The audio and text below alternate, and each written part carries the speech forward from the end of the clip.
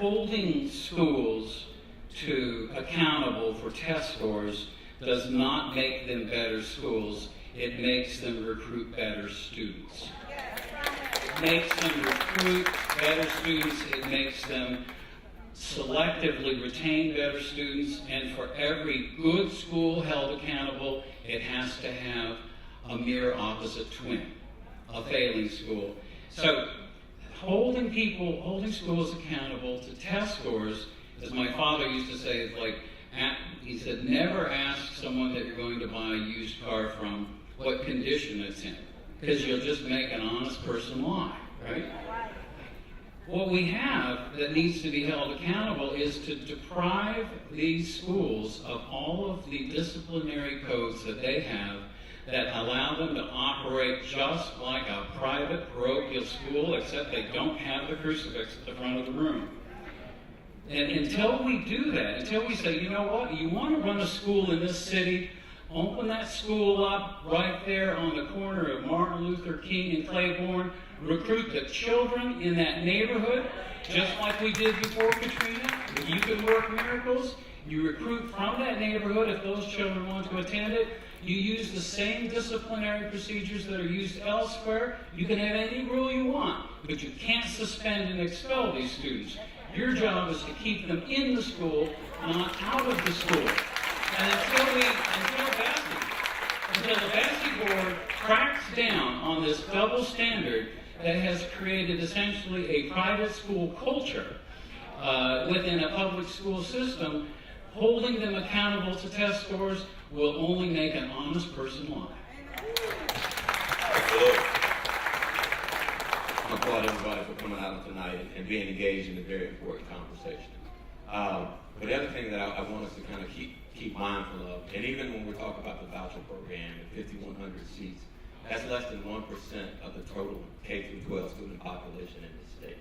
And so the reality is that we have a large percentage of children that are graduating, and they have diplomas that have the state of Louisiana on them, and they can't read, they can't compute math, they're not prepared to be productive citizens in the 21st century, whether it's in New Orleans or any other part of the state.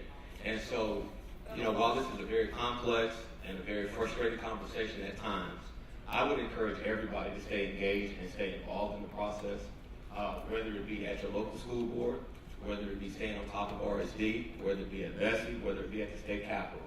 Because at the end of the day, my concern and our concern as an organization is the fact that we have entirely too many young, low-income black children that are going through schools in this state, regardless of what the name is on the door, that are not prepared to be productive citizens.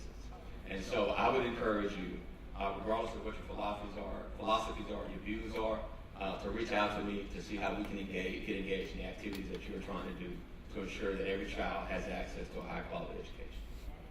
Thank you, Mr. Lewis. Thank you, panelists. How about a round of applause?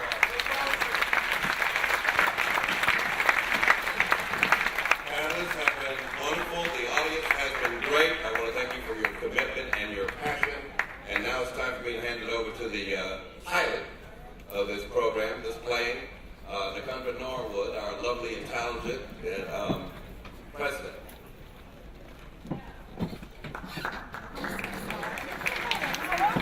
Good evening. I'm going to be very brief. I know we've kept you guys through dinner time and past, and I really appreciate y'all coming out. I really push to have education be the topic of this forum because it is something that's very dear to me. My mother is a teacher. I have 3 aunts that are teachers. My grandmother, who was the biggest influence in my life, probably would have liked to be a teacher had she had access to education. When she was growing up, there was 8th grade in St. James Parish, where we came from. And if your parents couldn't afford to send, it was her parents that had 14 children, couldn't afford to send every one of them to Catholic school in New Orleans. That was the only way a black child was going to get that education. So that is why I pushed for this. And I'm really thankful to our panelists for coming out. I know that sometimes we don't get the kind of coverage on this that we need. I hope to try to be an advocate for that. A lot of people say, oh, you're a weather girl. And meteorologist, weather girl, I'm okay with that. But we all need to try to have the kind of whatever we can do to make sure that the right information is getting out. So I thank you again for coming. I I thank you all for being here, and hopefully we can continue this discussion, and this can just be a